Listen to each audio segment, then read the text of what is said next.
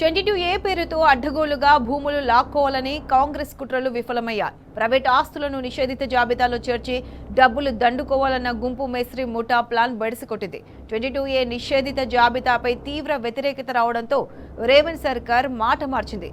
ఇది అధికారుల తప్పేనని కవర్ చేసుకునేందుకు కాంగ్రెస్ సర్కార్ తంటాలు పడుతుంది.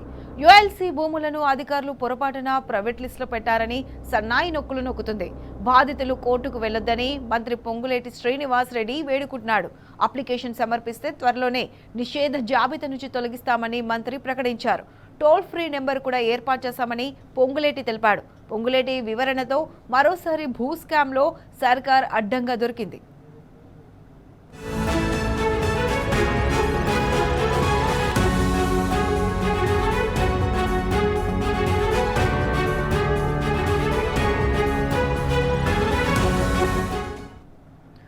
ఇదే అంశానికి సంబంధించి పూర్తి అప్డేట్స్ మా ప్రతినిధి ప్రదీప్ అందిస్తారు. ప్రదీప్ చెప్పండి, 22A నిషేధిత జాబితాపై తీవ్ర వ్యతిరేకత రావడంతో రేవంత్ సర్కార్ మాట మార్చింది. దీనికి సంబంధించి పూర్తి అప్డేట్స్ ఏంటి?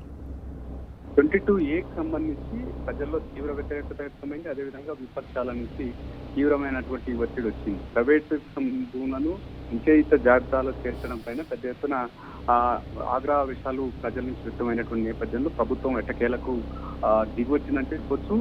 మంత్రి పొంగులేటి శ్రీనివాసరెడ్డి ఈ 22Aకి సంబంధించినటువంటి అంశాలకు సంబంధించి ఎవరైతే ప్రైవేటు ప్రాపర్టీకి సంబంధించినటువంటి అంశంలో ఎవరికి ఇబ్బంది తలెత్తదు, ప్రజలకు మేము క్షమాపణ చెప్తున్నాను.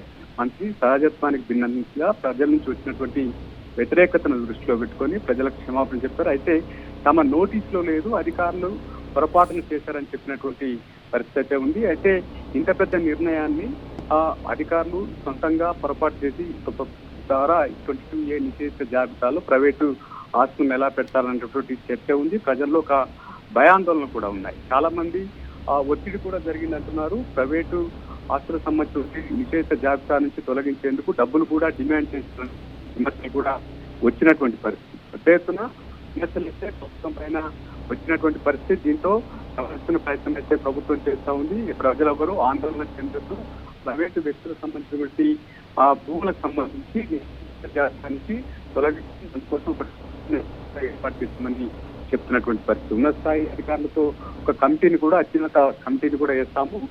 లోటుపాట్లు ఎక్కడ జరిగాయి, దానికి సంబంధించినటువంటి ఎంక్వైరీ కూడా చేస్తాము. అయితే అధికారులకు సంబంధించి ఈ ఎవరైతే పొరపాటును చేశారో లేదా తెచ్చి చేశారో దానికి సంబంధించి చర్యలకు సంబంధించి ఆయన కొంత వెనుక ముందు ఆడినటువంటి పరిస్థితి.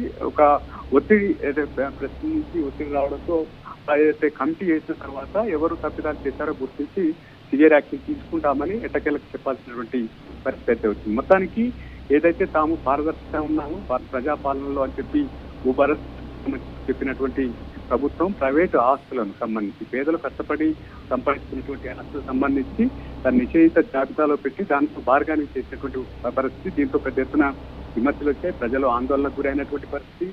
బీఆర్ఎస్ కూడా పెద్ద ఎత్తున దీనిపైన ప్రభుత్వంపై ఒత్తిడి చేసినటువంటి పరిస్థితి. ఈ నేపథ్యంలో ప్రభుత్వం ఎట్టకేలకు దిగి వచ్చిందని చెప్పాలి. దీన్ని సరిచేసుకునే ప్రయత్నం అయితే చేస్తుందని చెప్పాలి. అయితే నెల రోజుల్లోపు ఈ సమస్యలన్నింటినీ పరిష్కరిస్తామని చెప్తున్నటువంటి పరిస్థితి. నేరుగా ఎవరైనా కంప్లైంట్స్ ఉంటే ఆ టోల్ ఫ్రీ ద్వారా చెప్పొచ్చు అని చెప్పినటువంటి పరిస్థితి. ఏదేమైనా ప్రభుత్వం 22A నిషేధిత జాబితాకు సంబంధించినటువంటి అంశంలో పెద్ద ఎత్తున ప్రజల నుంచి వచ్చినటువంటి ఆగ్రహావేశాలు వ్యతిరేకతతో ఎట్టకేలకు వెనక్కి తగ్గిందని మాత్రం చెప్పొచ్చు.